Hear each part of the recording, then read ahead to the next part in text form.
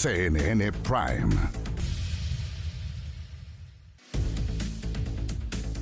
¿Cómo están? Muy buenas noches, bienvenidas, bienvenidos a CNN Prime. Hoy nos va a acompañar en el estudio el ministro secretario general de la Presidencia, José García Ruminot. Agenda abierta, muchísimos temas en carpeta desde el ámbito legislativo y político, así que comencemos rápidamente con estos titulares. El ministro de Hacienda anunció que van a cobrar la deuda morosa del CAE a personas que actualmente generen un sueldo bruto mayor a 1,5 millones de pesos mensuales. Jorge Quiroz reveló además que hace 9 años que no se inician juicios ejecutivos para recuperar los montos vencidos, los que ascienden a un total de 4 billones de pesos. En prisión preventiva quedó el exfiscal Manuel Guerra tras ser formalizado por los delitos de cohecho, prevaricación y violación de secreto. El cuarto juzgado de garantía de Santiago fijó un plazo de investigación de 45 días. La defensa del ex persecutor acusó a la Fiscalía de incumplir un acuerdo respecto a la medida cautelar. Hoy se concretó el alza de 107 pesos en el precio de la parafina anunciada por la Empresa Nacional del Petróleo. Así, el queroseno acumula un salto de más de 200 pesos por litro en solo 2 semanas, llegando a un valor cercano a los 1.400 pesos. Este es el segundo incremento consecutivo y ya advierten que podrían haber más. En temas internacionales, el primer ministro de Israel dijo que su país actuó solo en el ataque al yacimiento de gas iraní.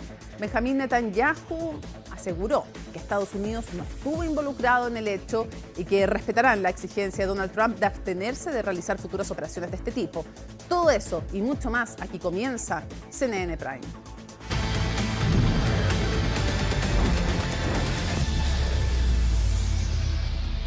Por segunda semana consecutiva, la parafina volvió a subir más de 100 pesos, llegando a un precio cercano a los 1.400 por litro. La peor noticia es que desde ya se espera una nueva alza parecida el próximo jueves. Los detalles con Pablo Figueroa.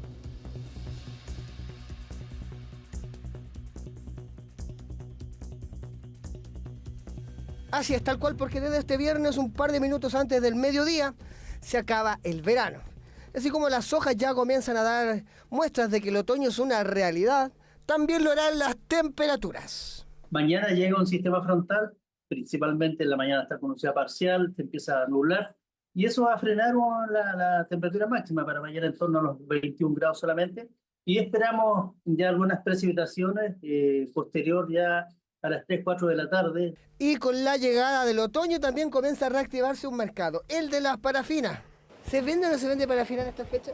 Poco, porque igual mañana va a llover, probablemente igual se venda parafina. La mayoría adulta mayor que ocupa estufa parafina. Así es, porque comienzan a bajar las temperaturas, porque este fin de semana va a ser frío, al menos en la mañana. Vamos a estar en torno a los 8 grados las mínimas, porque el frente pasa rápidamente en la madrugada del día sábado, así que va a bajar la temperatura el sábado y el domingo. El problema es el precio de este combustible, debido a que ya acumula 200 pesos de alza 2 semanas consecutivas y se esperan alzas todavía mayores para las siguientes semanas. Mira, el panorama es complejo en el sentido de que, primero que todo, la parafina es un derivado del petróleo. Por lo tanto, lo que pasa con el precio del petróleo y por ende también el tipo de cambio nominal incide significativamente en el precio de la parafina.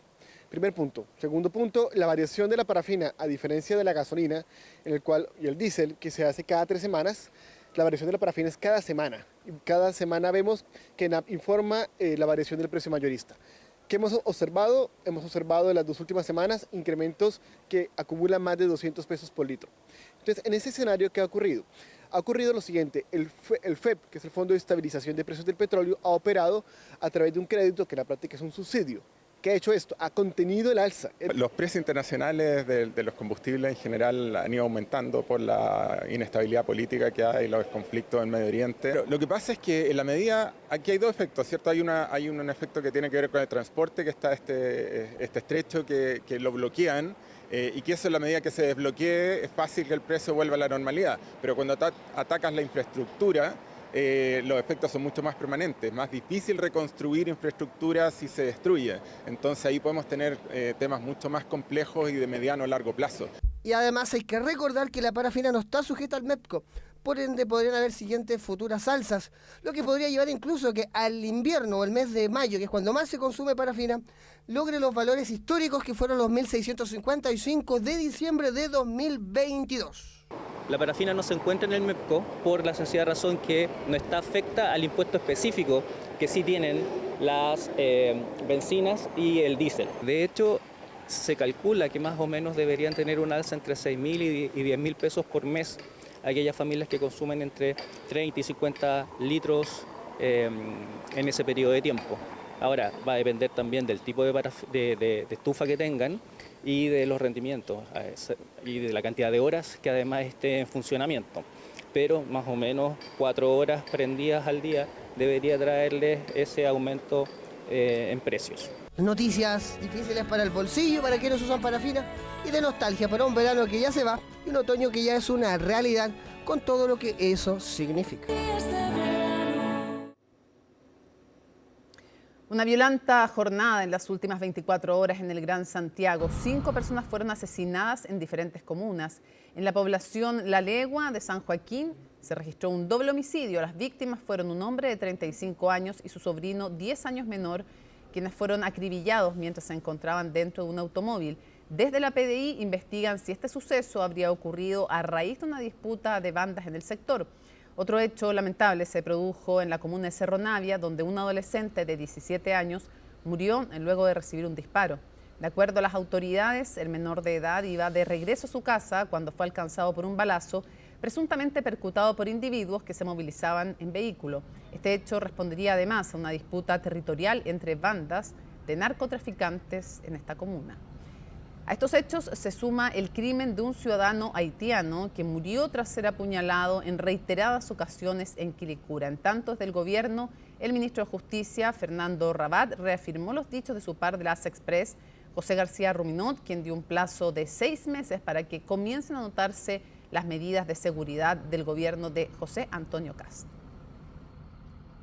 Se conformó un equipo multidisciplinario que concurrió al lugar, corroborando el deceso de 2 hombres, uno de 25 y otro de 34 años de edad, uno de ellos con antecedentes policiales por diversos delitos, quienes fallecieron producto de diversos impactos balísticos en cabeza y tórax. Mediante declaración de testigos, se estableció que el hecho ocurrió en la intersección de calles Jorge Canning y Venecia, población de agua emergencia de la comuna de San Joaquín, en circunstancias que ambas víctimas se encontraban dentro de un vehículo, momento en que llegaron sujetos desconocidos quienes realizaron disparos en contra de ambas víctimas. Una de las líneas investigativas corresponde a que este sería un problema entre bandas. En la comuna de Cerro Navia hubo un SS en donde se dio cuenta de 2 personas que habían sido heridas de bala. Efectivamente ingresó otra persona al hospital Félix Bulnes, un menor de edad de 17 años que ingresó con una herida de bala en la cabeza. Conforme las primeras diligencias que estamos realizando, evidentemente una de las líneas que se está investigando es que hay una relación entre el hecho de la mañana y el hecho de hoy día. Preliminarmente eso es lo que sabemos, que no estaría involucrado en nada. Lo que sí hemos determinado, de acuerdo a la evidencia que se está levantando aquí en el sitio del suceso, que habrían sido disparos que se originaron en una esquina más atrás, digamos, y que le habría dado alcance, digamos, a largo alcance. Solo puedo ratificar las palabras del ministro García, no puedo hacer otra cosa, ¿no? Y en eso estamos trabajando y estamos trabajando muy fuerte desde el miércoles pasado. Son jornadas precisamente en aras a poder dar un cambio y que se note esa percepción lo antes posible. Confiamos en el trabajo que está haciendo la Fiscalía en coordinación con las policías y confiamos que se van a determinar quiénes son los responsables de esos delitos y van a ser posteriormente condenados. Vamos a otras materias. La minera El Abra ingresó a evaluación ambiental un proyecto de 7.500 millones de dólares en inversión. Anunció que se suma otra iniciativa de 5.000 millones de dólares por parte de BHP. Natalia Muñoz nos cuenta. Crece la inversión minera en nuestro país. En una semana llena de anuncios se suma la inversión más grande del sector. 7.500 millones de dólares para la ampliación del Abra, la que ya inició su tramitación ambiental. Es una gran noticia haber ingresado este estudio de impacto ambiental. Lógicamente es un primer paso, porque es necesario que se tramite. Estamos confiados en que sea aprobado y a partir de eso nosotros podamos tener una inversión de largo plazo. Lo que nos dijo la compañía es que se demoraría aproximadamente 3 años. Es muy relevante, la inversión no solo son una cantidad muy relevante de millones de dólares, sino que son empleos. empleos en zonas que no siempre tienen esa disposición de empleo. Estamos viendo que se están juntando varios proyectos. Operación que podría comenzar en 2033 y que generaría más de 30.000 empleos directos e indirectos en la región de Antofagasta. Iniciativa que es de la filial estadounidense Freeport-McMoRan y Codelco, que tiene el 49% de la minera El Abra. Inversión que busca extender la operación del yacimiento en 40 años y aumentar la producción de cobre en más de 300.000 toneladas al año, si es que avanza la tramitación de permisos. Está esta primera etapa, que es la tramitación ambiental, que es una etapa muy importante, es la base, el primer peldaño de todo lo demás, pero esperamos que en paralelo empiecen a avanzar rápidamente la implementación de la ley marco de permisos que permita complementar esta tramitación en el momento oportuno con los permisos sectoriales. Esperamos que estos proyectos puedan tramitarse y ojalá sean aprobados en tiempos más razonables de los que hemos estado acostumbrados el último tiempo. La nueva ley de autorizaciones sectoriales, las medidas que ha tomado el nuevo gobierno contribuyen a favor de eso. Cuantiosa inversión que de manera individual es la mayor por una sola minera. Por su parte, BHP tiene proyectado invertir más de 14.000 millones de dólares, pero en varias faenas, como el anuncio que también recibimos esta semana de la ampliación de la nueva concentradora de Escondida BHP, que ya ingresó su tramitación ambiental contemplando 5.000 millones de dólares. Ingresamos a tramitación ante el CEA el proyecto más relevante de nuestro plan de inversiones, la nueva concentradora de Escondida. Un proyecto con un costo de inversión de más de 5.000 millones de dólares que esperamos ejecutar una vez que obtengamos las aprobaciones ambientales. Nos va a permitir mantener nuestros niveles de producción y mantener nuestro liderazgo. Esta semana tenemos 2 proyectos de una magnitud relevante que entran a evaluación de impacto ambiental por un monto superior a los 12.500 millones de dólares, que no solo son 12.500 millones de dólares, son miles de empleos que vamos a crear en la región de Antofagasta, así que los proyectos llegan a concretarse. Inversiones que se suman a la millonaria cartera que supera los 100.000 millones de dólares en minería, cuyo desafío es atravesar las barreras de los permisos sectoriales para concretarse. El gobierno sumó un nuevo foco de tensión de materia fiscal, esta vez con el crédito con aval del Estado como protagonista tras el anuncio del ministro de Hacienda de reactivar el cobro a los morosos que tengan capacidad de pago. Esto en medio del debate por la estrechez presupuestaria y el rediseño de las ayudas estudiantiles. Colomba Eijols reportó este tema. El gobierno abrió un nuevo frente en su agenda fiscal, esta vez con el foco en el crédito con aval del Estado. El ministro de Hacienda, Jorge Quirós, anunció que se reactivará el cobro a los morosos del CAE que perciban ingresos sobre 1,5 millones de pesos brutos mensuales. Todo en medio de una morosidad que, según Hacienda, ya llega a 4 billones de pesos y frente a una deuda que, de acuerdo con antecedentes de tesorería, no era objeto de acciones de cobro desde 2017. Hay 1.800 personas en Chile morosas del CAE que tienen sueldos brutos por arriba de 5 millones de pesos mensuales y suman en total una deuda no pagada al fisco de 20 millones de dólares. La vamos a ir a cobrar y vamos a actuar muy ágilmente en las potestades del juicio ejecutivo, que incluye embargos. Espero que no vean grandes manifestaciones defendiendo a gente que gana más de 5 millones de pesos. El anuncio, además, coincide con la hoja de ruta que el jefe de la billetera fiscal ha venido delineando en estos primeros días de gobierno.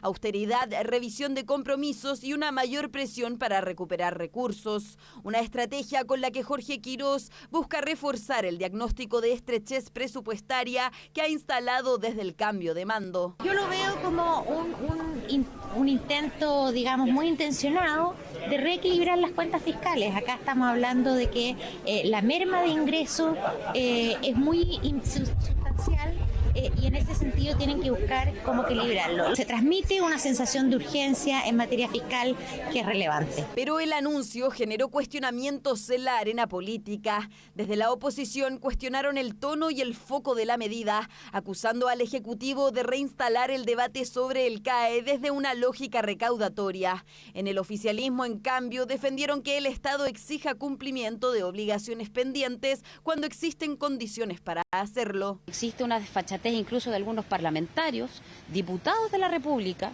que no tienen precisamente problemas económicos, que son deudores del CAE. Y por lo tanto, perseguir, por ejemplo, a esas 1.800 personas que ganan sobre 5 millones de pesos para que paguen su crédito universitario me hace todo sentido. El que asume una deuda debe pagarla, ese es el principio general. Yo creo que no hay excepción en esa materia. El problema está en que, en el fondo, cuando tú tienes una familia que está viviendo con 600, con 700 mil pesos, pagar 80 mil pesos, pagar 70 mil pesos no es una cuestión menor. Aquí también hay que tener un criterio de realidad. Y bajo ese criterio, Hacienda asegura que se considerará la situación de quienes han enfrentado problemas económicos o falta de empleo. Pero para quienes queden fuera de ese universo, es decir, deudores que sí cuentan con capacidad de pago, incluso se evalúa incorporarlos a una lista pública como una forma de presión para el cumplimiento de esa obligación. Acá yo creo que el gran responsable es el expresidente Gabriel Boric, que por medio de sus propuestas, que él dijo que iba a condonar el CAE sin restricciones, le dio la impresión a muchos compatriotas de que podían dejar de pagar y aquí no iba a pasar nada. Entonces, claramente, aquí hay una responsabilidad política y una irresponsabilidad política. Creo que el gobierno del presidente Gabriel Boric no estuvo a la altura respecto al tema del financiamiento de la educación superior.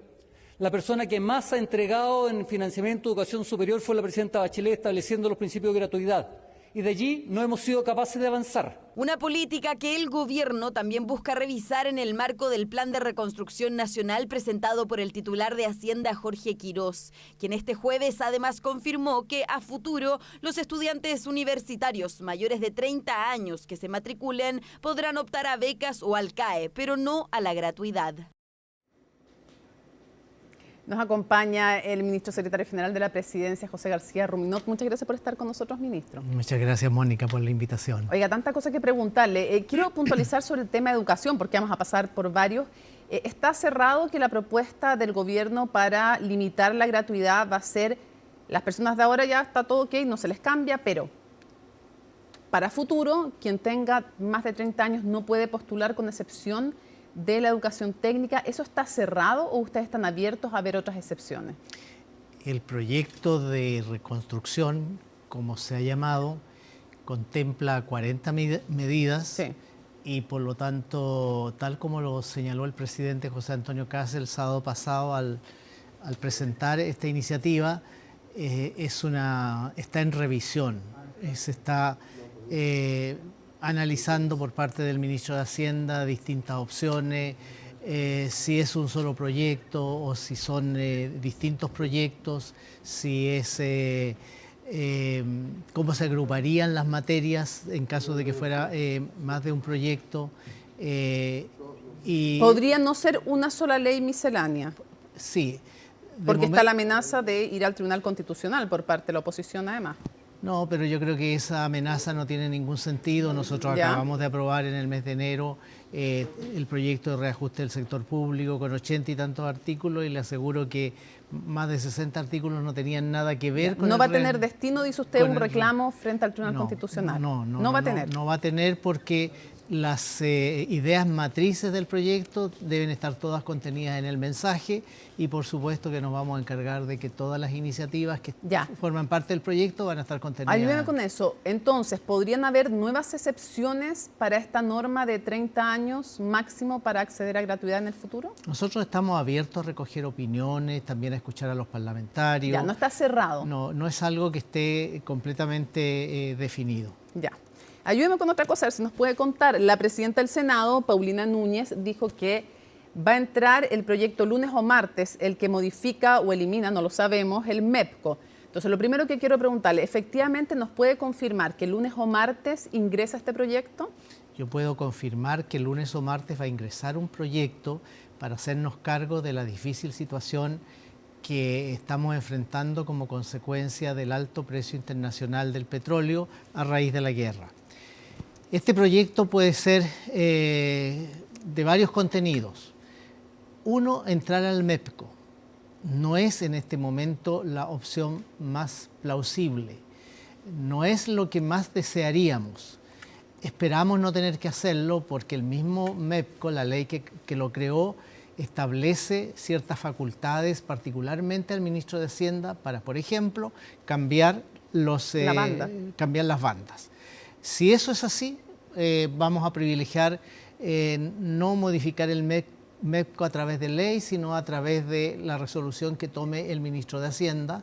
Es más rápido, es más seguro de que se va a poder hacer. Entonces, lo que no están muy convencidos es de modificar el MEPCO, que ese no es el camino. Claro, o sea, nosotros pudiéramos modificar las bandas. Ya.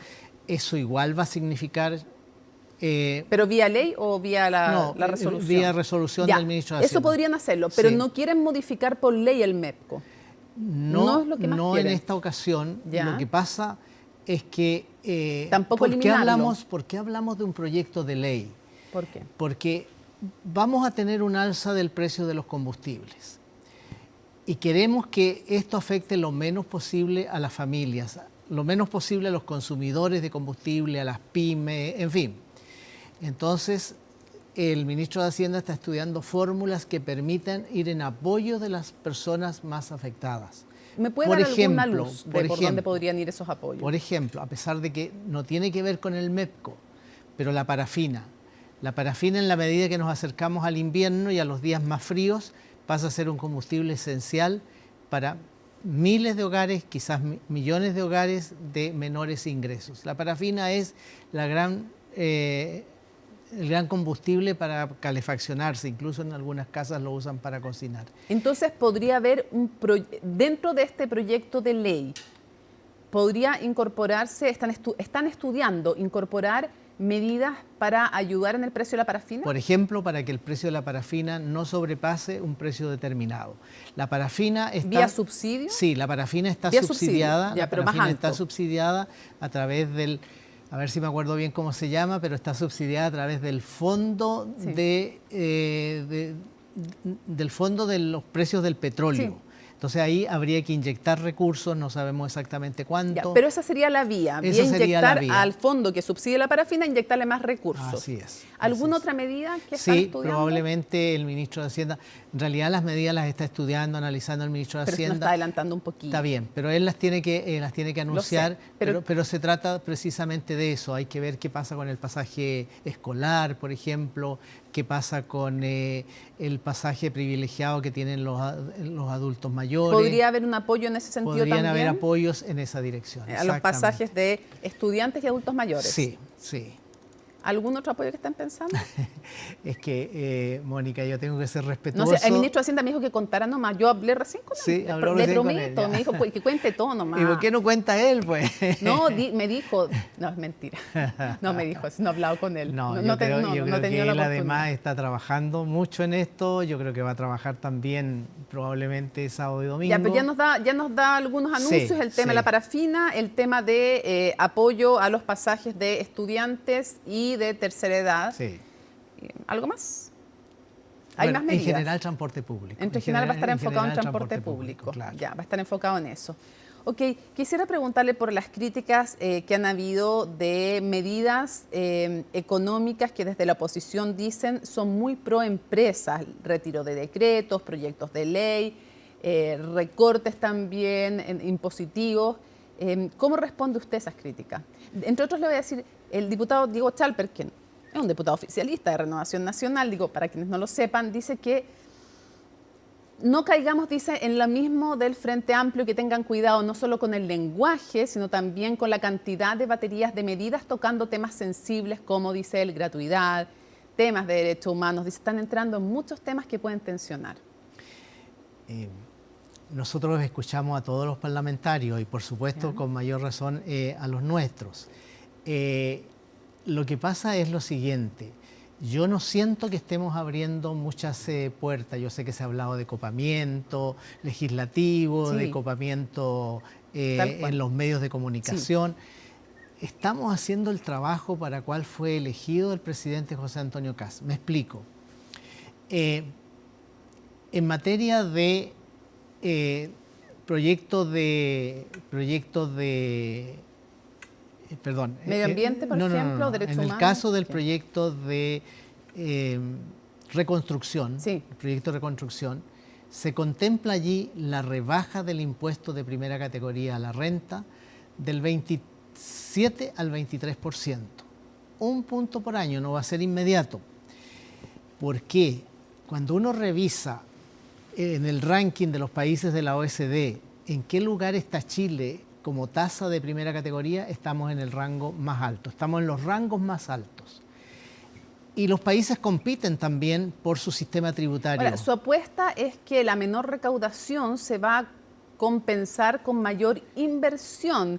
Y citaban algunos el informe de la Comisión Marfan, que decía se recupera 0,65 punto por cada punto que se rebaja en impuestos, pero eso al cabo de 10 años. Por lo tanto, de nuevo, si hay emergencia, dicen desde la oposición, ¿cómo van a lograr cuadrar la caja? ¿Cómo rebajar impuestos si les falta dinero? Porque el proyecto va a ir acompañado de otras iniciativas, es un paquete. Y todo eso, dicen ustedes, va a ayudar. Y todo eso va a contribuir a que tengamos mayor desarrollo económico, mayor crecimiento de nuestra economía, una economía mucho más dinámica, y eso va a permitir que recaudemos más. Para nosotros el tema fiscal es muy importante. Vamos a ver. Muy importante, y por lo tanto, por eso hablamos de que se trata de una reforma estructural. Reforma estructural. Sí, sí. Una reforma tributaria estructural.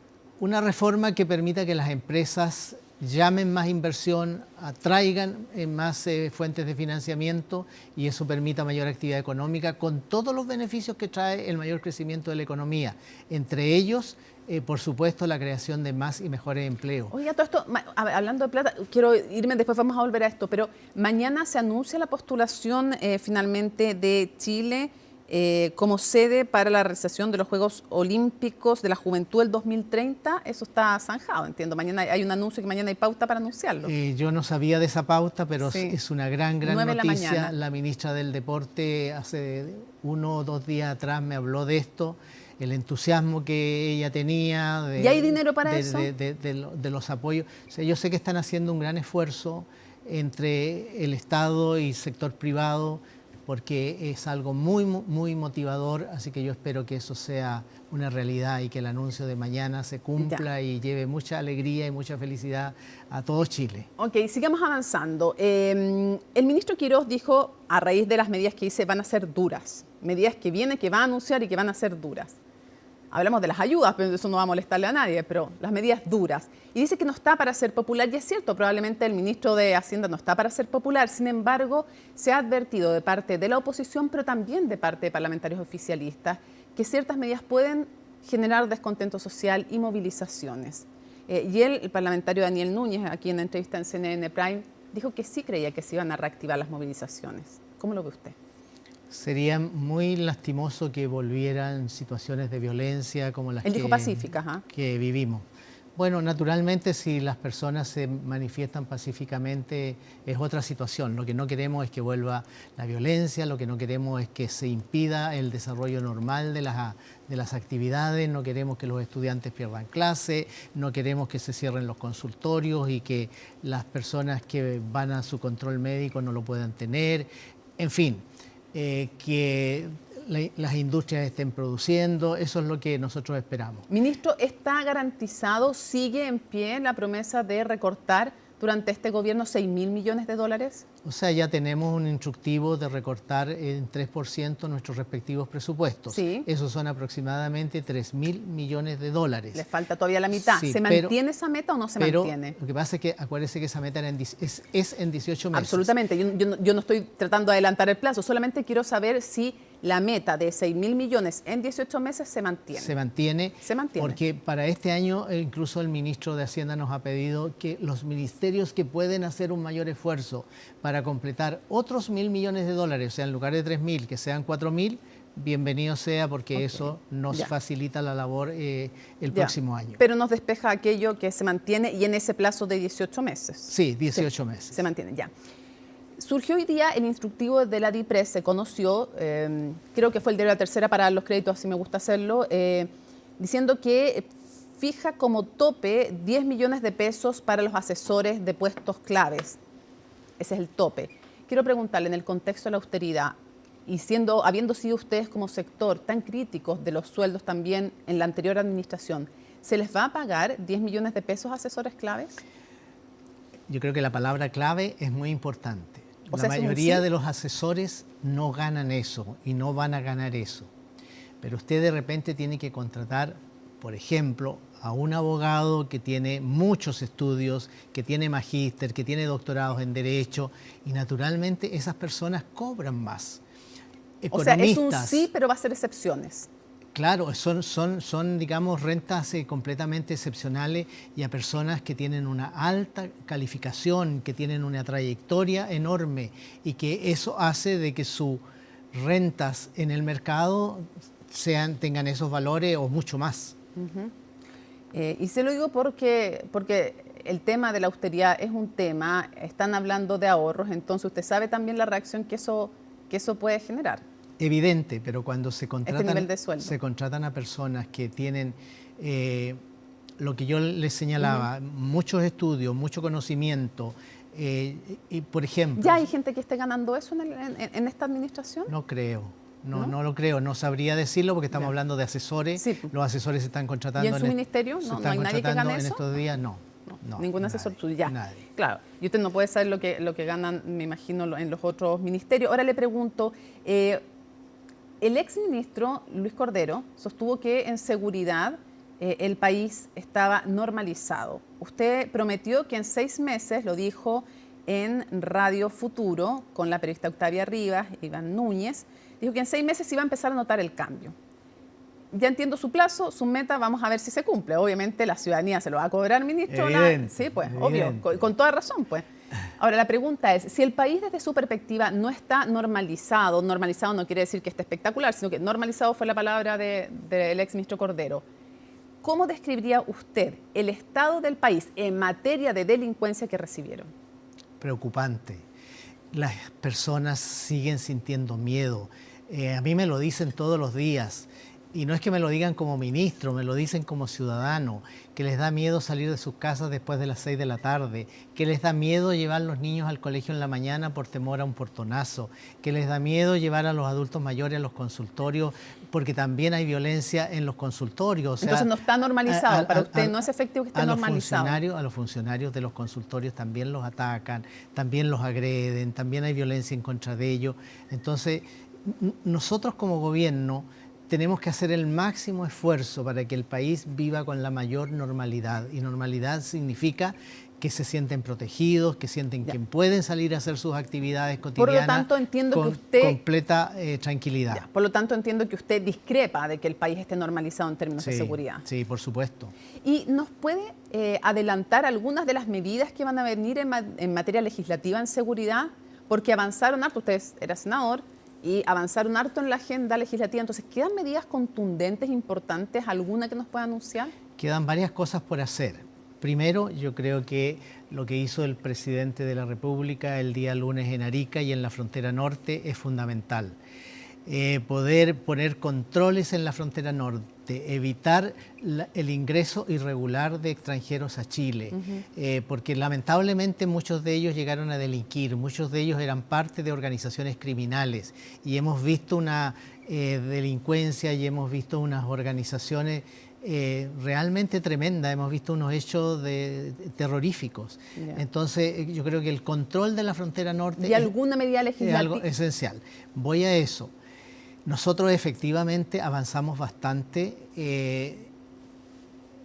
digamos en los últimos años, pero particularmente desde la presidencia en el Senado del senador Juan Antonio Coloma, que fue el primero en plantear una agenda priorizada de proyectos de seguridad. Y se avanzó mucho y, por ejemplo, tenemos ley de inteligencia, tenemos ley antiterrorista, tenemos la ley que creó el Ministerio de Seguridad Pública, tenemos el reforzamiento del Ministerio Público, entre otras muchas. Para nosotros, por ejemplo, en la región de la Araucanía y macro zona sur, la ley de usurpaciones, la ley que permitió una mayor mayores posibilidades de tener éxito en las investigaciones por el robo de madera. Ya, pero creo que nos adelante si hay alguna iniciativa No, es que a lo que voy es lo siguiente. Muchas de esas iniciativas requieren de los reglamentos. Sí, van a trabajar en eso. Entonces, primero, claro, trabajar en los reglamentos, trabajar en perfeccionamiento. Ya la ministra de Seguridad ha adelantado algunas iniciativas que buscan mejorar o que buscan complementar la legislación vigente. Ahora lo voy a llevar a una miscelánea, pero de preguntas, no de leyes. Bueno. Lo primero, ¿qué le responde a Evelyn Matei que respecto al retiro de decretos que tienen que ver con medio ambiente, 43, dijo, muchos de ustedes me han preguntado el retiro de decretos que protegen a especies nativas en nuestro país. Mi postura es clara, Chile necesita crecer y atraer grandes inversiones, pero eso no puede ser a costa del medio ambiente. La postura del gobierno del presidente José Antonio Kast también es clara. Para nosotros la protección del medio ambiente es también una gran prioridad. Lo que nos pasa es que tenemos que hacer compatible el respeto por el medio ambiente con el desarrollo del país. No son incompatibles una cosa con la otra. Yo he puesto el ejemplo, Mónica. Yo tengo en la Araucanía un camino, no es que yo lo tenga, ¿no? Pero en la región tenemos... Entiendo lo de las araucarias, que al final eran más, no eran 3, eran más, pero yo entiendo ese ejemplo. Sí. Ahora quiero preguntarle si el lenguaje fue el adecuado. Cuando se habla por 3 árboles, no vamos... o la ranita no es política de Estado, a todo esto que la ranita se reingresó, el decreto está protegida. Ya está aprobada por la Pero Contraloría. ¿el lenguaje ha sido el más adecuado? No, sí, lo que pasa es que, mire, de verdad que hay cosas que son muy menores y que impiden la realización de proyectos. Yo tengo comités de vivienda, por ejemplo. O sea, ¿usted respalda el lenguaje que se ha usado? Sí, lo respaldo porque de verdad a nosotros nos cuesta entender de que por cosas que uno ve como menores, finalmente se paralicen proyectos de inversión que significan soluciones muy importantes para distintas comunidades en el país. Entonces, repito, para nosotros es importante el cuidado y protección del medio ambiente. Lo que se hizo con el retiro de los decretos y reglamentos es algo que se hace normalmente cuando hay un cambio de gobierno, se están revisando. Varios de esos decretos hubo que retirarlos a petición de organismos públicos que planteaban, mire, lo que pasa es que, por ejemplo, lo de la isla Juan Fernández, ahí lo que ocurrió es que hubo un grupo de pescadores que reclamó, porque la declaración de ese polígono... No van a relajar las normas medioambientales. No las vamos a relajar. Pasemos.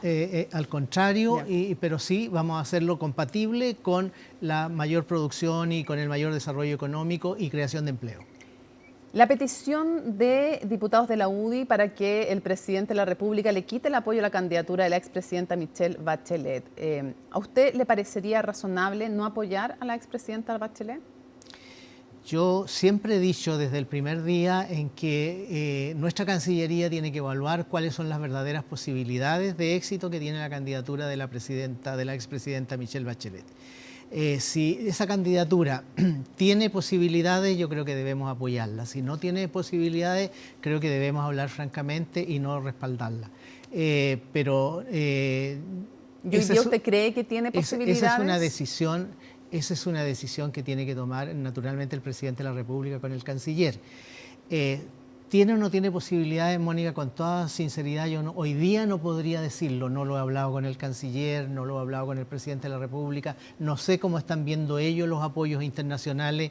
Entonces, yo no daría una respuesta porque creo que son ellos quienes mejor tienen el panorama de lo que está ocurriendo respecto de la elección de secretario general de Naciones Unidas. Hay una decisión en el ámbito de la Cancillería que ha generado bastante preocupación. El gobierno se alineó con Estados Unidos en la ONU, una votación que pretendía restringir a la definición de género solo a hombres y mujeres. Y había una petición de Bélgica y Brasil para detener esta moción. Chile no se alineó en ese punto, se alineó con Estados Unidos. La pregunta es si a raíz de esto y de otros temas como temas de derechos humanos, indultos, se está volviendo una agenda ideológica en el gobierno. No, yo desconozco lo que ocurrió con Estados Unidos. Entiendo que esa es una información de estas últimas horas probablemente. Sí, el diario La Tercera lo publica. Pero yo confío plenamente en lo que hace nuestra Cancillería. Nosotros tenemos un canciller que es una persona que tiene mucho mundo, que tiene los conocimientos, que tiene los asesores, que tiene las distintas reacciones en otros países del mundo. Entonces yo me imagino que ese tipo de decisiones se adoptan por alguna razón que yo hoy día no estaría en condiciones de señalar. La razón que entrega la Cancillería, para ser honestos, la tercera, es que sentían que apuntaba a algunos intereses de países aliados y sostienen que se restringe a eso, pero que sigue el compromiso con la protección de las disidencias sexuales, de los grupos LGTBI. Entonces la pregunta es del punto de vista legislativo. ¿No va a haber ningún retroceso en la protección y en la no discriminación en la legislación a estos sectores? No que yo sepa, y me atengo también a lo que señaló tantas veces el presidente José Antonio Kast durante su campaña, en que él dijo, miren, los temas valóricos los vamos a dejar de lado en estos 4 años de gobierno, porque lo primero que nos interesa es ordenar el país, es mayor seguridad, es mayor desarrollo económico, es creación de más y mejores empleos, es resolver los problemas sociales de los chilenos. A eso nos vamos a abocar. Indultos. El senador, iba a decir ex senador, no, pues senador todavía. El senador Matías Walker, ayer en CNN Prime, y también el diputado Diego Chalper, en el podcast, como te lo explico, le pidieron al presidente que no realice estos indultos que ha anunciado a carabineros y militares que están presos por delitos cometidos en el contexto del llamado estallido social. ¿Qué responde el gobierno a esa petición? Ha dicho también el senador Matías Walker que indultar a quien dejó ciega a Fabiola Campillay sería algo que afectaría a la paz social. Bueno, primero el indulto es una facultad presidencial que está plenamente vigente. Absolutamente, eso yo creo que no está en discusión. El presidente además ha dicho que lo va a analizar caso a caso. Naturalmente los casos más graves no va a haber indulto, eso es lo más probable. ¿El de Campillay no es uno de los más graves? Evidentemente. Entonces no habría indulto ahí. Es que no lo sé, Mónica, yo no podría responder eso porque es una facultad privativa del presidente de la República. Yo no lo puedo estar a él pauteando, soy un ministro de su gabinete. Sabía ya. Y por lo tanto hay que esperar la determinación que adopte el presidente de la República. Lo que yo sí quiero decir es lo siguiente. A ver. Cuando ocurre el estallido social, el Estado chileno enviaba a nuestras Fuerzas Armadas, a los integrantes de nuestras Fuerzas Armadas, de nuestros carabineros y de la Policía de Investigaciones a controlar el orden público, sin ningún respaldo jurídico. La mejor prueba de ello es que el año 2023 recién tuvimos la ley Naín Retamal. La ley Naín Retamal lo que hace es decir, mire, cuando los integrantes de las Fuerzas Armadas o de Carabineros de Chile o de la Policía de Investigaciones se ven envueltos en situaciones donde ellos tienen que usar sus armas, donde ellos tienen que usar la fuerza, donde ellos tienen que controlar para evitar mayores desmanes, bueno, esas personas van a tener en primer lugar abogados que los defiendan en tribunales, van a tener también eximentes de responsabilidad. Eso no ocurre con los carabineros, eso no ocurre con quienes de las Fuerzas Armadas o de la Policía de Investigaciones les tocó actuar durante el estallido social, porque la ley es posterior. Entonces, por eso a mí me hace mucho sentido el tener que revisar, reitero, caso a caso, para saber aquellos en que es posible, poder indultar y otros en que no es posible. Con ese mismo contexto, lo que han dicho juristas, con ese mismo contexto que usted describe, y presuponiendo que, me imagino que todos suponen que nadie sale con intención, un carabinero, un militar, no sale con la intención de cometer un delito. Evidente. Me imagino. Evidente. Pero teniendo eso como contexto, hartos juristas dicen, ok, pero con las mismas normas que usted está describiendo, el mismo contexto, hay algunos que fueron condenados y muchos que fueron absueltos en estos procesos. Y que el hecho de estar sirviendo, lo decía el rector Carlos Peña, el hecho de estar realizando un servicio a la patria no era ser inimputable penalmente. Y también está el tema de revisar fallos judiciales finalmente vía indulto, que es lo que se criticó también al expresidente Gabriel Boric. ¿No están haciendo lo mismo que criticaron? En el sentido de que le digo yo de revisar fallos judiciales. Entiendo el contexto que usted está explicando.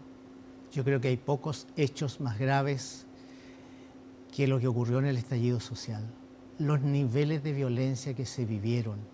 Es que eso lo evalúa, me imagino, la justicia. ¿O usted cree que la justicia es un mal trabajo? ¿Cómo quemaron el metro? ¿Cómo quemaron Gravísimo, iglesias? gravísimo. Sí. No hay justificación, pero mi pregunta es, pero Mónica, ¿usted está diciendo que hizo mal su trabajo la si tú me justicia? permite, yo me imagino que tampoco ellos han tenido la intención de hacerlo mal. Ya, pero usted cree que lo hicieron mal. Yo no quiero, digamos, hacerle ese cargo, pero sí quiero decir que cuando se trata de carabineros o de uniformados, la mayoría de ellos muy jóvenes, con muy poca experiencia, salir a enfrentar a estos grupos extraordinariamente violentos, en que también dependía, si no se defendían bien, la vida, la integridad física y psíquica de todos los uniformados que fueron a defendernos, que salieron a protegernos en nombre del Estado. No es que hayan salido porque querían enfrentar a los grupos. Quiero entender Entonces, su por punto eso de vista. yo digo, ¿Usted cree que la justicia no evaluó bien? Es probable que en algunos casos no se haya evaluado bien, no por mala voluntad, no por haber querido perjudicar. O sea, que no se hizo justicia. O sea, yo creo que en algunos casos, efectivamente, porque los procesos fueron quizás demasiado rápidos, porque las personas que estaban involucradas no tuvieron una debida defensa. Por eso que yo le digo que el tema de que estos hechos ocurrieron antes de la ley Naín Retamal, porque la ley Naín Retamal lo que hace es precisamente que les pone defensa jurídica. Yo vi muchas veces a carabineros, usted sabe la situación de violencia que hemos tenido en la Araucanía, yo he visto muchas veces a carabineros, he visto muchas veces a funcionarios de la Policía de Investigación en que ellos tenían que sacar de su sueldo una cuota mensual para pagar abogados que los defendieran. Además, muchos de ellos eran rápidamente sacados de los cargos, eran apartados de la institución. ¿Y están dispuestos a asumir el costo que signifique en tensionar la relación con la oposición o, como decía el diputado Diego Chalper, tensionar el ambiente social? Nosotros vamos a explicar en detalle por qué se hacen las cosas, por qué se envían los proyectos de ley que vamos a enviar, porque nosotros no estamos en esto haciendo cosas que sean absolutamente incomprensibles, estamos haciendo cosas que nos permitan. Es muy importante devolverle a Carabineros de Chile, a la Policía de Investigaciones, el respeto de la ciudadanía, es muy importante devolverle la consideración. Han sido muy maltratados durante mucho tiempo. Entonces creo que a nosotros nos corresponde como gobierno poder levantar el ánimo de esas instituciones, porque la lucha contra el crimen organizado, contra el narcotráfico, contra el terrorismo, es una tarea aún pendiente. Se nos acaba el tiempo y le quiero pedir si me puede ayudar con las últimas dos cosas lo más breve posible. Lo primero, ¿cuál es su opinión respecto de la posibilidad que se está gestando en el actual oficialismo de presentar una acusación constitucional en contra de la ex ministra de Salud, Jimena Aguilera, por el caso de la atención de su madre en el hospital, si no me equivoco, El Salvador, por la operación en la cadera que se le hizo y la llamada que se conoció de un asesor cuyo contenido todavía no sabemos, pero que se presume que podría haber sido para agilizar por sobre otros su situación, cosa que ella desmentió. Pongo todos los antecedentes sobre la mesa tratando de resumirlos lo mejor que puedo y le pregunto qué piensa de esa posibilidad de acusación constitucional. Pienso que la acusación constitucional es una herramienta de fiscalización propia de la Cámara de Diputados, que normalmente es un instrumento de último ratio, o sea, lo último que se hace en materia de fiscalización es la acusación constitucional. Los diputados tendrán que ponderarlo debidamente, tendremos que ver qué probabilidades de éxito tiene esa acusación constitucional. Si la acusación es aprobada en la Cámara, tendrá que pasar al Senado, quien actuará como jurado. ¿Pero le parece yo de apresurado? verdad creo, como ministro de Estado, ¿Sí?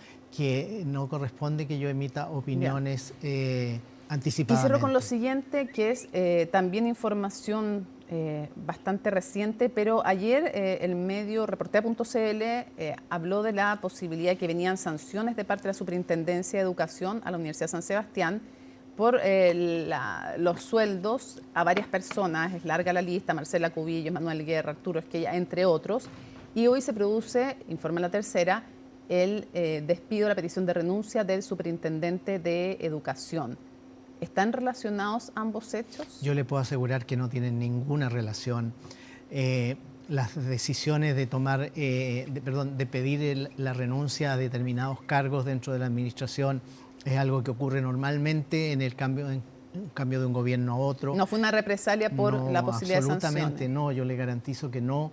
Y además son procesos que tiene que llevar adelante la superintendencia con varios funcionarios. O sea, no es que esta sea una decisión que tomó el superintendente por su cuenta y riesgo.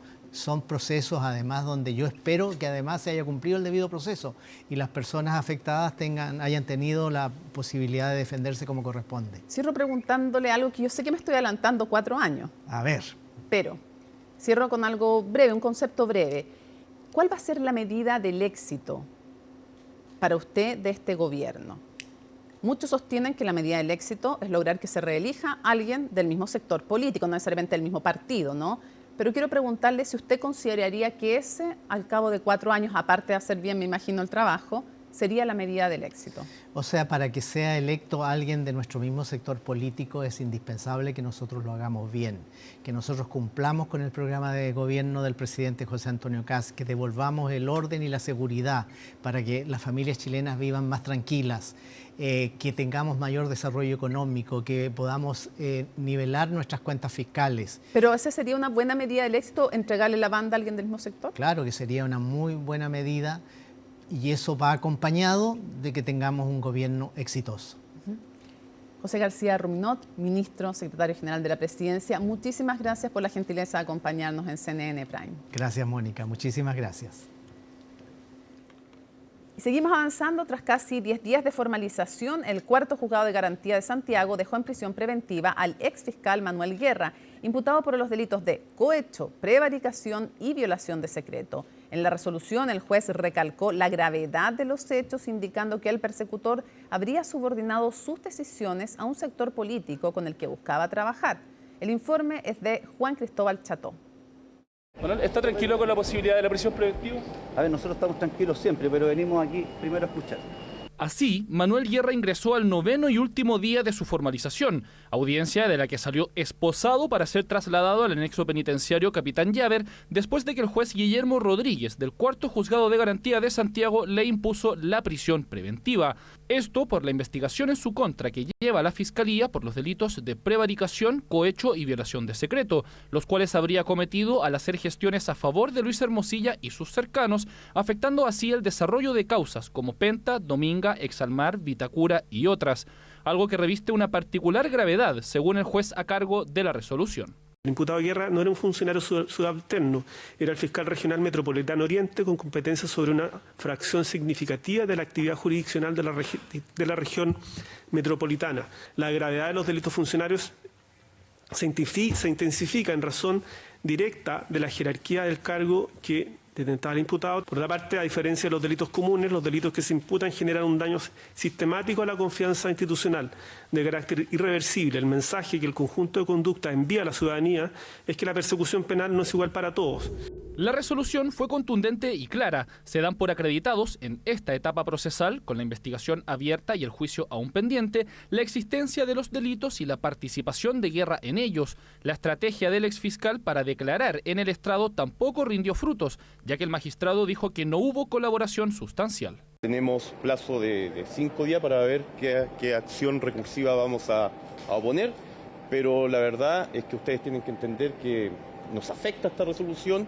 Nuestro representado llegó caminando a la audiencia, nuestro representado colaboró durante toda la investigación, por lo tanto, sin perjuicio de los hechos imputados, no estamos conformes. Bueno, lo que recoge el juez que durante más de 5 años el Ministerio Público y en particular el señor Manuel Guerra subordinó los intereses de la institución a un grupo político determinado. Eso fue lo que recogió el juez en su resolución y eso evidentemente no tengo que explicarlo con mayores palabras, es grave. Y recojo también las palabras de la ministra presidenta de la Corte Suprema. En lo que se refiere a mi institución, evidentemente este tipo de situaciones dan vergüenza también. Dentro de la resolución también quedó establecido que no se trataría de hechos aislados con retribuciones inmediatas, sino un patrón de comportamiento que tenía como objetivo cobrar favores después, en este caso con solicitudes de trabajo, logrando llegar a su cargo como académico de la Universidad San Sebastián. Era una sistemática infracción de deberes que después se acompañó de solicitudes que iban progresivamente aumentando hasta que se logró en definitiva la recompensa. Fue lo que propuso el Consejo en la audiencia y lo que el tribunal resolvió. La verdad que estamos frente a uno de los hechos de corrupción más graves que se hayan conocido, sin duda en la historia del Ministerio Público y en la historia judicial chilena.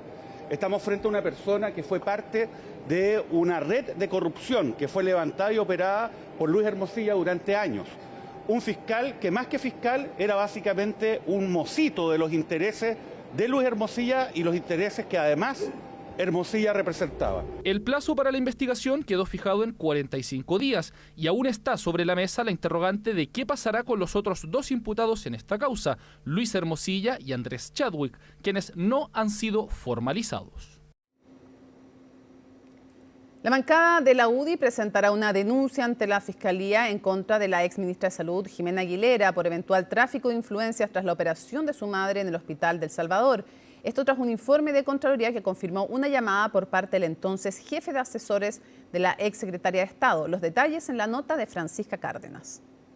Quiero descartar de plano que haya habido algún tipo de privilegio en la atención de urgencia de mi madre, que es una adulta mayor. 2 de enero pasado y la ex ministra de Salud Jimena Aguilera salía al paso de las críticas tras la intervención quirúrgica a su madre de 87 años en el Hospital del Salvador. En aquella ocasión descartó que haya habido algún tipo de privilegio. Sin embargo, esta semana la Contraloría General de la República detectó gestiones directas que buscaban influir en el procedimiento médico realizado en el recinto. La ex ministra Aguilera no puede desentenderse de esta situación.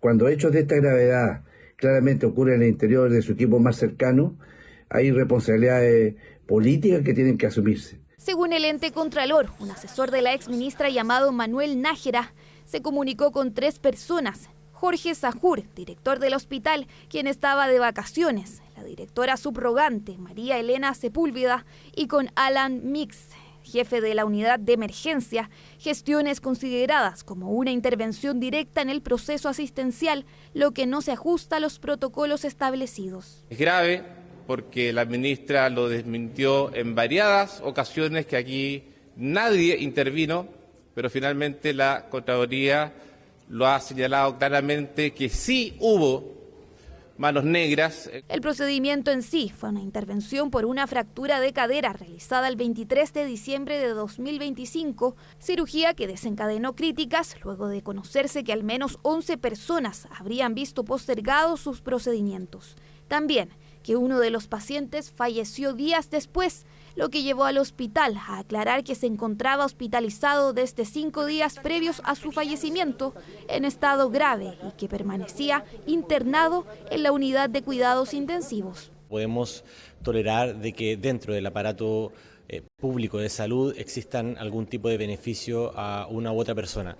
Se está investigando, que siga su curso y que se tomen todas las medidas y las responsabilidades pertinentes. El actual oficialismo, la anterior oposición, fueron implacables presentando diversas acusaciones constitucionales. Han intentado enlodar en estos días que llevan de gobierno el trabajo de los ministros del gobierno del presidente Gabriel Boric y del presidente Gabriel Boric.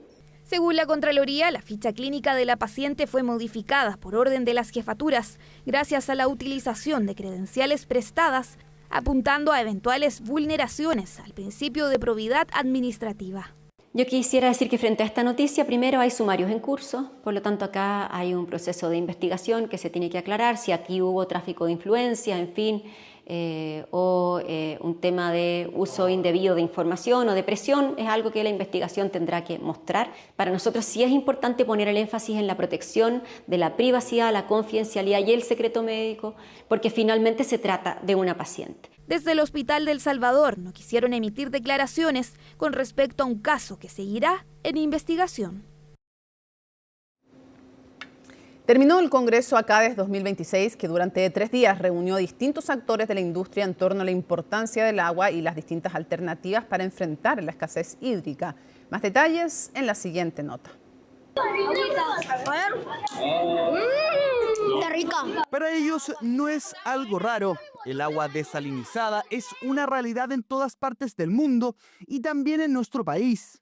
Una industria que durante los últimos 3 días se reunió en torno a un elemento esencial para el desarrollo y vida humana, que hoy está en crisis y que necesita alternativas. Muy satisfecho por la convocatoria, por la asistencia tanto de autoridades, de expertos de la academia, de la comunidad, con puntos de vista diversos. Estamos todos construyendo un Chile con agua, independiente si llueve o no llueve. Lo vemos como la solución estratégica para el norte de nuestro país, la solución que habilita el desarrollo, el consumo humano, la minería, y efectivamente los privados han hecho tremenda labor, pese a quizás a esa falta de certezas jurídicas o a problemas regulatorios. Es una instancia muy buena de conocer las nuevas tecnologías para dar solución al tema de la falta de agua y a la sequía que tenemos a lo largo del país por el tema del cambio climático. Congreso ACADES 2026, que congregó a autoridades del mundo público y de distintas industrias, todas con un objetivo común: asegurar el suministro del agua tanto para el consumo humano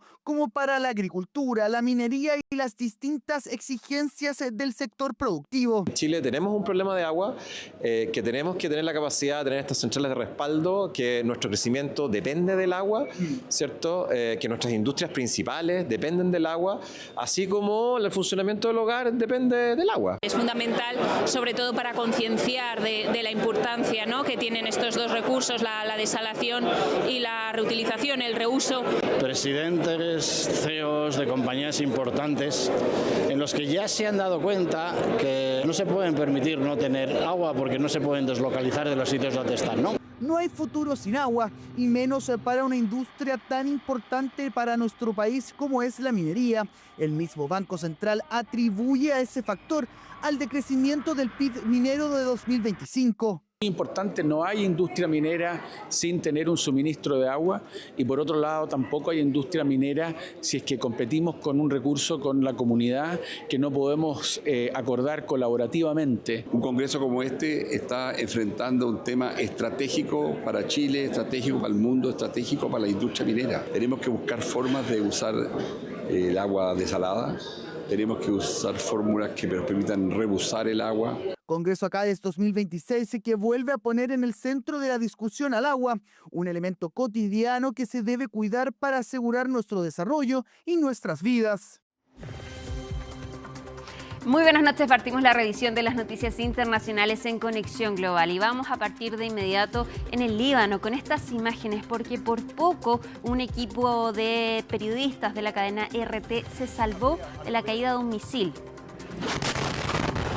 Ahí vamos las imágenes que quedaron captadas. Entonces fue al sur del Líbano cuando este periodista Steve Sweeney estaba realizando un despacho junto al camarógrafo Ali Rida. Ambos resultaron heridos y tuvieron que ser hospitalizados después de que un misil cayera tras ellos, justo impactando el auto en el que se movilizaban. Estos hechos ocurrieron en el Líbano, donde Israel está atacando este país con el objetivo de atacar Hezbollah. Hezbollah se unió a esta guerra en defensa de Irán. Hasta ahora se registran por lo menos 1000 civiles muertos solo en el Líbano desde que comenzaron estos ataques cruzados entre Israel y Hezbollah.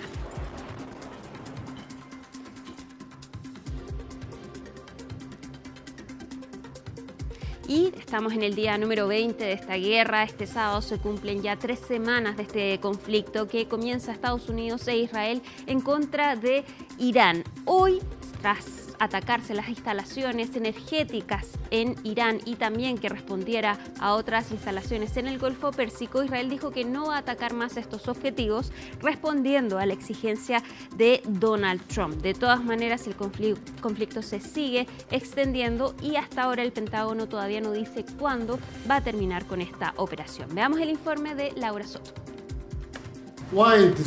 ¿Por qué no informaron a los aliados de Estados Unidos en Europa y Asia, como Japón, sobre la guerra antes de atacar a Irán? Estamos muy confundidos al respecto. No se lo dijimos a nadie porque queríamos que fuera una sorpresa. ¿Quién sabe más de sorpresas que Japón? Porque no me hablaron de Pearl Harbor, ¿verdad? Si de ataques sorpresa hablamos, la ofensiva militar de 1941 contra Pearl Harbor es uno de esos momentos históricos que los presidentes estadounidenses suelen manejar con mucho cuidado diplomático, sobre todo en presencia de autoridades japonesas. Donald Trump se saltó esa tradición, provocando una visible incomodidad en la primera ministra del país nipón durante su visita este jueves en la Casa Blanca. Con esa comparación justificó el silencio que guardó sobre sus planes contra Irán ante sus aliados, a quienes ahora les exige ayuda para desbloquear el estrecho de Hormuz, clave para el suministro energético mundial. Hemos contado con un apoyo y una relación extraordinaria con Japón en todo. Y creo que, a juzgar por las declaraciones que nos hicieron ayer y anteayer, realmente están dando un paso al frente. A diferencia de la OTAN, Irán es una grave amenaza para el mundo, para Medio Oriente y para todo el mundo. Quería apagar ese fuego. Y pensé, si hago eso, los precios del petróleo subirán y la economía se verá un poco afectada. Pensé que sería peor, mucho peor, de hecho, no está mal, y va a terminar muy pronto. La Casa Blanca intentó poner paños fríos a la situación en medio de una nueva alza en los precios del petróleo que este jueves llegó hasta los $118 el barril. La crisis de combustible se ha visto empeorada a raíz de los recientes ataques a infraestructura energética en el Golfo Pérsico. A través de Truth Social, el presidente Trump negó tener conocimiento del bombardeo que Israel lanzó este miércoles contra South Pars, la zona iraní del yacimiento de gas natural más grande del mundo. Sí, lo hice. Le dije a Netanyahu que no hiciera eso. Y no lo hará. No lo discutimos. Somos independientes, pero nos llevamos muy bien. Es algo coordinado, pero de vez en cuando él hace algo. Y si no me gusta, entonces ya no lo hacemos. Sin embargo, 3 funcionarios israelíes en condición de anonimato dijeron a Reuters que el ataque fue coordinado con Estados Unidos. El primer ministro Netanyahu insiste en que actuaron solos. Fact number 1. Primero, Israel actuó solo contra el complejo de gas de Azaluyé. Segundo, el presidente Trump nos pidió que nos abstuviéramos de realizar futuros ataques y nos estamos absteniendo. Y quiero concluir estas palabras de apertura con otra noticia falsa, que Israel, de alguna manera, arrastró a Estados Unidos a un conflicto con Irán. ¿De verdad alguien cree que pueden decirle al presidente Trump lo que tiene que hacer? El ataque israelí provocó la represalia de Irán contra las instalaciones petroleras de aliados estadounidenses en la región como Qatar y Arabia Saudita. Lamentablemente, Irán continúa afirmando que los ataques fueron dirigidos contra activos estadounidenses o bases estadounidenses en Qatar y la región. Rechazamos esta afirmación. Nos reservamos el pleno derecho de responder a este ataque por todos los medios legales disponibles. Creo que esa es la señal más clara de la postura de Irán respecto a la diplomacia. No creen en el diálogo con sus vecinos, intentan presionarlos. Y lo que puedo afirmar categóricamente es que eso no va a funcionar. Nos reservamos el derecho a emprender acciones militares si se considera necesario. Este jueves, una refinería de petróleo en el norte de Israel se incendió tras ser impactada por el fragmento de un misil. El ministro de Asuntos Exteriores de Irán prometió no restringir la fuerza de sus ataques si es que sus infraestructuras vuelven a ser atacadas. En paralelo, el Pentágono anunció que va a solicitar $200.000 millones al Congreso para continuar financiando esta guerra contra Irán.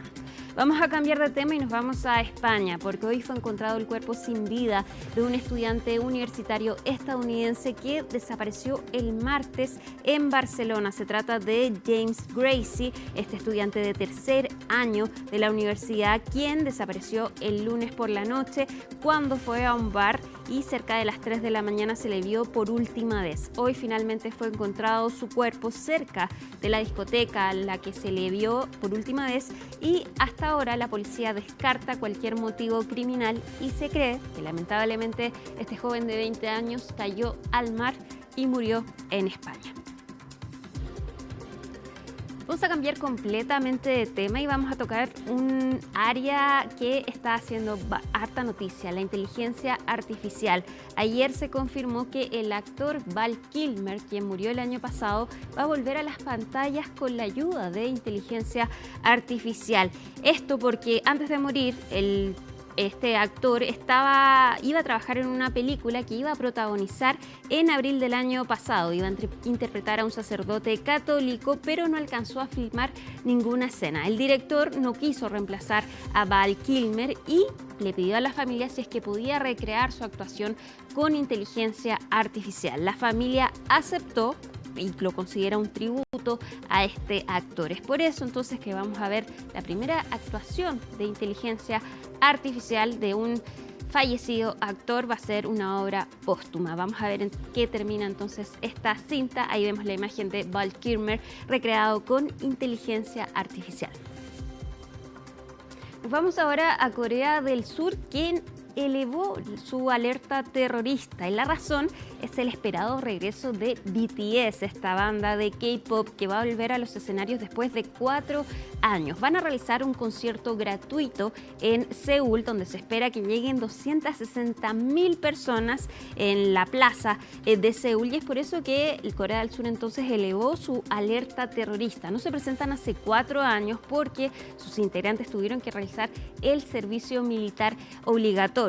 Este concierto se va a realizar este sábado y es esperado por muchas fanáticas alrededor del mundo. Y también se elevó la alerta de seguridad porque está cerca también la embajada de los Estados Unidos. No hay que olvidar que Corea del Sur es uno de los países más afectados con el bloqueo del estrecho de Hormuz, debido a que obtiene desde ahí.